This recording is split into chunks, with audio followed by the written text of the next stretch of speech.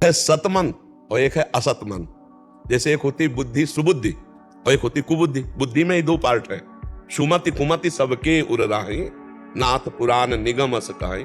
जैसे विभीषण जी वर्णन करना रावण से कि सुमति और कुमति दो होती है, ऐसे सुमन और कुमन होता है। एक कुमार्गगामी मन होता है, एक सुमार्गगामी मन होता है। वही मन तुम्हें बुरा महसूस करेगा। देखो जैसे तुमने 5 मिनट नाम जपने का नियम लिया, अब उस 5 मिनट में आपसे कोई बात करने आए तो आपके मन को बुरा लगेगा कि मेरे 5 मिनट के भजन में हमसे बात करने क्यों आ रहा है। तो मन का एक अच्छा पार्ट है और एक बुरा पार्ट है। जैसे बुद्धि में एक सुबुद्धि है, एक कुबुद्धि है। तो अच्छे पार्ट में भगवत भाव सच्चाई की बातें भरी हुई, जितना तुमने अनंत जन्मों में किया है, और पूरे पार्ट में बुराई की है। ऐसा कोई नहीं है जिसमें अच्छाई ना हो और ऐसा कोई नहीं है जिसमें बुराई ना हो, क्योंकि शुद्ध स्वर्ण का आभूषण नहीं बनता, उसमें मिलावट होती है। ये मानव शरीर बना ही मिलावट से है, पाप और पुण्य से। अब हमको इसको शुद्ध करना है। जैसे कसौटी में कस के सोना शुद्ध किया जाता है, ऐसे तपस्या और भजन से हमें अपने मन को शुद्ध करना है। उसके उस गंदे विभाग को हमें पवित्र करना है। सबका मन कितना भी गंदा आदमी हो, कितना भी गंदा हो, उसमें थोड़ा सा अंश पवित्रता का जरूर होगा। बहुत कतली है, बहुत चोरी करता है, लेकिन उसका एक पार्ट पवित्र होता है।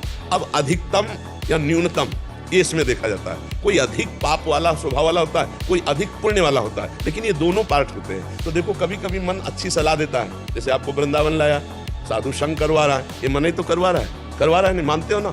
अगर मन ना कहता तो तुम नहीं आ सकते थे, जबरदस्ती नहीं आए हो, मन राजी हुआ है तब तुम आए हो। अब वो गलत मार्गों में जो ले जा रहा है, ये गेम रचा है भगवान ने। 2 विभाग करके गेम, एक सत एक असत। असत के आकर्षण से बच जाओ, सत में स्थित हो जाओ तो भगवान के पार्षद, और असत में स्थित हो गए तो फिर पुनरपि जननम पुनरपि मरणम पुनरपि जननी जठरे सहनम। अब कहते खेल क्यों रचा है, तो फोन करके भगवान से पूछ लेना क्यों रचा है। क्योंकि वो स्वयं से स्वयं की रचना की, किसी दूसरे की नहीं। वो आप भी वही हो। अब भूल गए अपने आप को शरीर राग के कारण, तो आपको लगता है कि परमात्मा का अंश मैं कैसे हो सकता हूं, मैं परमात्मा स्वरूप कैसे। तू परमात्मा स्वरूप ही है, अंश नहीं, सीधे परमात्मा स्वरूप ही है। इस शरीरों के राग में अपने को भूल गया है। इसलिए जो मन में असत भाव है, उनको निकालने के लिए बच्चा मानव देह मिला है। अब मन कह रहा है कि गंदी बात करना है, आप निश्चय कर लिए नहीं करना है, आप जीत गए। वहीं भगवान बैठे इंद्रियाणाम मनश्चास्मि, पर वो जिस भाग में बैठे हैं वो सत्य और पवित्र और सच्चिदानंद है। अब असत भाव को छोड़ो, श्री कृष्ण अनुकूलेन प्रतिकूलस्य वर्जनम, प्रतिकूल आचरणों का त्याग करो, पूरा मन भगवान बन जाएगा। पर करना ये तुम्हें पड़ेगा, ये गेम है, ये खेल है, ये तुम्हें करना पड़ेगा। गंदी बातों का त्याग करने के लिए तुमको तत्पर होना पड़ेगा।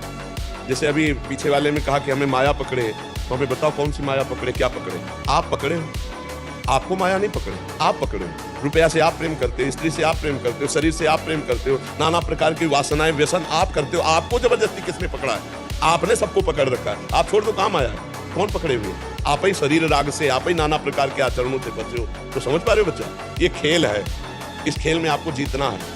नाम जप करते हुए, सत्संग सुनते हुए, हमें गंदे आचरण वाला जो पार्ट है मन को, उसको शुद्ध करना। अगर उसको शुद्ध कर लिए तो इंद्रियाणाम मनश्चास्मि, मन भगवान श्री कृष्ण, वही तुम्हें अनुभव हो जाएगा और आप परम पद के अधिकारी हो जाओगे, भगवत पार्षद बन जाओगे। अब जैसे योग्यता के बिना कोई पद मिलता है क्या, आप विचार।